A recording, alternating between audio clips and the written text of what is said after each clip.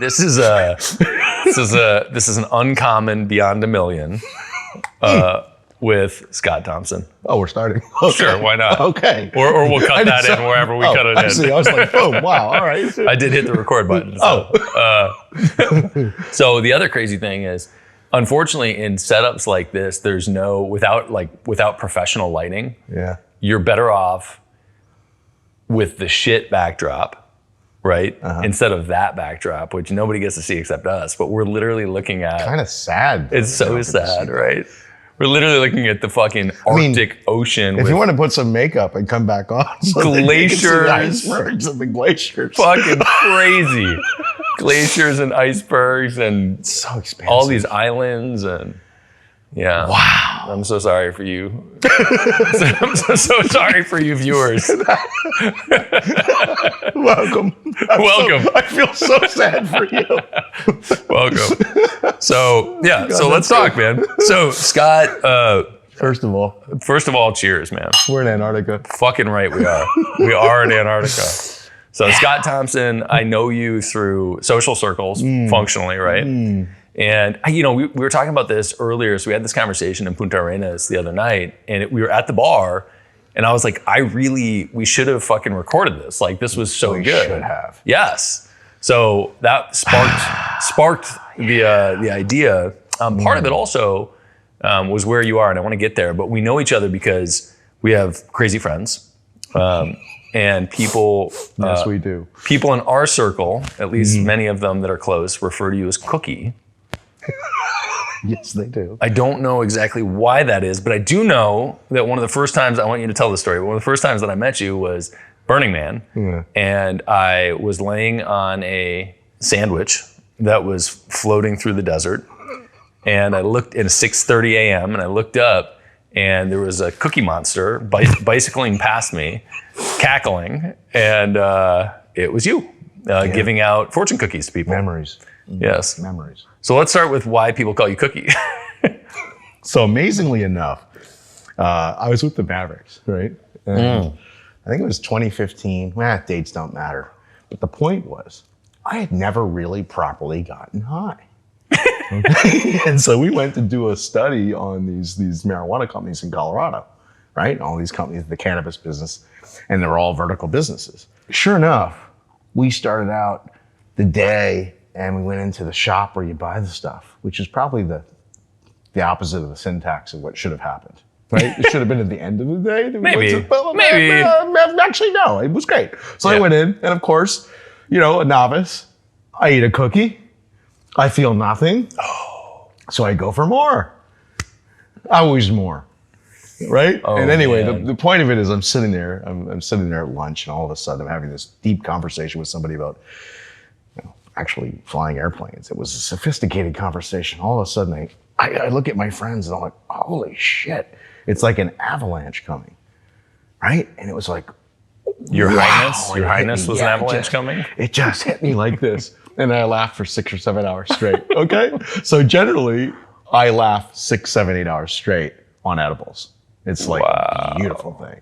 So there you go. There's a little inside tip. If you want to have a good night, get me some really nice edibles. We're going to be laughing for 6 or 7 hours straight. And sometimes I laugh so hard, I almost feel like I'm going to pass out. Well, Isn't that fun? Let's be clear in that edibles or not, any substance or not, you're still laughing all the time. This is a good point. And you're still having a good time. That's true. I mean, in at least in the circumstances I see you in. I'm all about laughter. Yeah. This just kind of enhances it a little bit and sustains it a little longer. So that's how I got the name. And you probably should ask my friends because they can tell you the perspective and a lot more stories about Cookie. I love it. I mean, I'll just say that. I love it. So one of the things that I think is beautiful about life is getting to know people outside the construct of their professional life, quote unquote professional life, right? And it's one of the reasons that I think we connected right away is humanity. Like it was like we were just fucking hanging out, and we have some overlap in the way that we think and act and behave. Yeah, we're similar. So we didn't get to know each other from a business perspective, but when we were talking the other night in Punta Arenas, one of the discussion points is that you just sold your company, which is super fucking exciting. It is. It is. So for framework, can you give a quick backdrop on what the company was, kind of revenue numbers that you're open to sharing? Sure. And just size and frame so people get an idea. Yeah. So this particular company was called Lifematters. It was a home health company or a nurse staffing company. So to give you an idea, people that might have Alzheimer's or Parkinson's or ALS and they're aging, they can go into nursing homes or assisted living facilities, or they can stay home and hire a private aide, nursing aide. So we employed private aides. We didn't, this is non-Medicare, non-Medicaid, 100% concierge private pay, right? Wow. So it's kind of a premium service, and we tailored the service to whatever the client really needed. All cash business, and built that up. To give you an idea, there's about 10,000 home care companies across the country. A lot of small companies, mom and pops, but it's a big country too, 10,000 roughly. And we sold, in terms of revenue, mid 25, 26 million, right? And all cash. And that's put us in about, in the private pay business, top 5, top 6 in the country.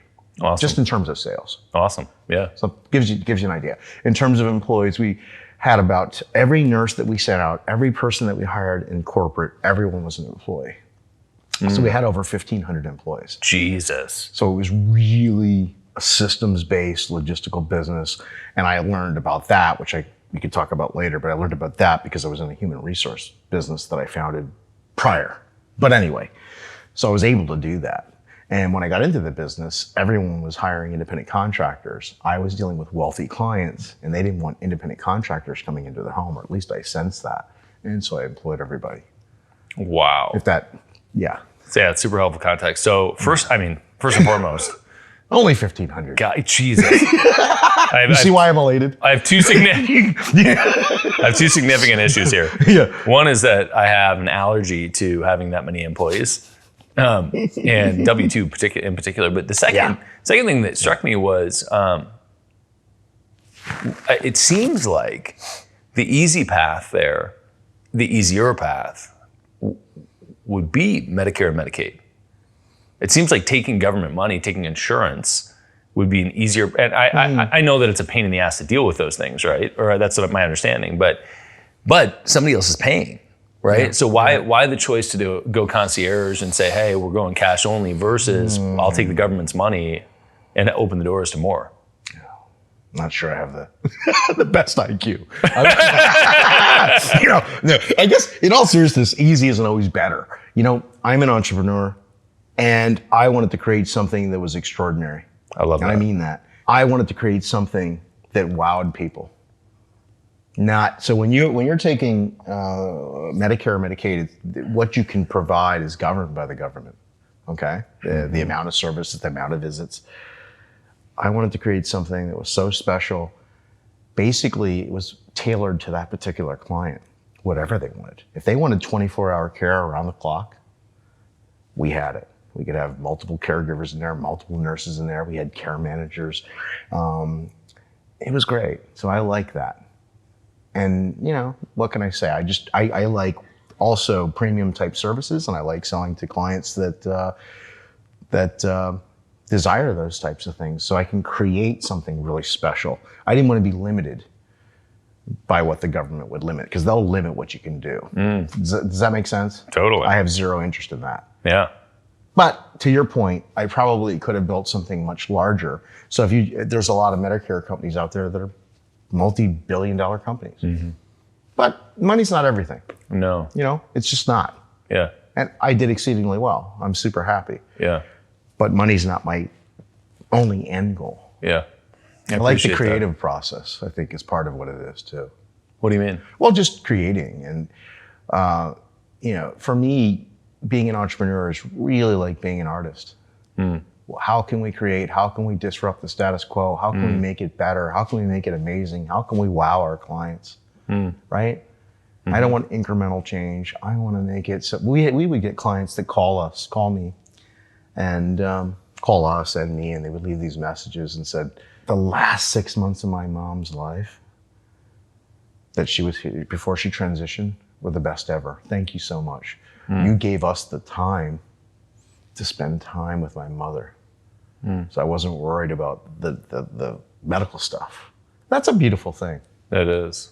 It's a beautiful thing. And anyway, and I got into it. I won't digress too much longer, but my aunt had Alzheimer's. My grandmother went into a nursing home. And my dad said to me when I was young, he goes, we put her into the nursing home back then. This is a long time ago. And he said to me, I made an error. I never want that to happen for me. And I made sure that, no matter what would happen with my parents, they could age in place, or they could have a choice, I guess is the point. Anyway, so the answer was, I like creating things, and I don't like to have my hands tied by the government. There's enough government involvement, as you know, as there is, right? Yes. Ridiculous amounts. Yes. And I'm not anti-government, but it's exceedingly difficult to build a business as it is right now today. So if I take any money from them, we're exceedingly limited in terms of what I can do or what I can create. And that's unacceptable for me. Yeah, I love that. I also love the idea, the notion of artistry within entrepreneurship. Yeah. So one of the things that I have a big through line in my life of this idea of alignment. And people talk about needing balance in their life. And to me, I have a friend that wrote a book that's Josh Lee, who wrote a book titled Balance is Bullshit. And I'm kind of angry with him because I want the fucking title. But great guy. But I believe that to the extent that I'm not interested in turning one thing on so I can turn the other thing off, right? Or vice versa, I suppose. I want everything to work together. And one of the things that's lacking for a lot of people, or I think the perception is that people are lacking creativity when they're in the pursuit of construct, structure, operations, framework, running a business, being a corporate suit or whatever. And so I love the idea of what I've said for years is I find my creative outlet inside of the walls of entrepreneurship. Oh, yeah. Right? I find my creative outlet in beautiful. Business. We're artists. We can be artists. We're creating. If we choose to be. Yeah. Completely agree with you. Yeah, I love that. It's beautiful. Though, one of the things that you said was you were talking about the operational component of making the business work. And so can you tell me about look, 1,500 people is a lot of fucking people. I want to get to the artistry thing, but just for starters, where do you even fucking start with that? Like, how did you start? And like, what was the beginning like? And then where did you feel like, okay, I've stabilized? Well, I bootstrapped the company. Started it with $40,000. I mean, I had a lot more money. I guess I could have threw more money at it. But my view is, I've always bootstrapped businesses. It's just how I've developed it because I wanted to create something really special before I delivered it. And I have my reasons. And I like control, at least legal control, not operationally day-to-day necessarily. I like right? that. Yeah, legal, it's a good distinction. Legal. Yeah. Where did I start? Well, I had a background building a company, an employee leasing company, which is like joint employment. And basically I learned all the ins and outs more than anybody would ever want to know. About everything employee related or employer related, workers' comp and unemployment and HR. That really helped give me the confidence to get into this business. And when I looked at the industry, I was like, oh, growing industry and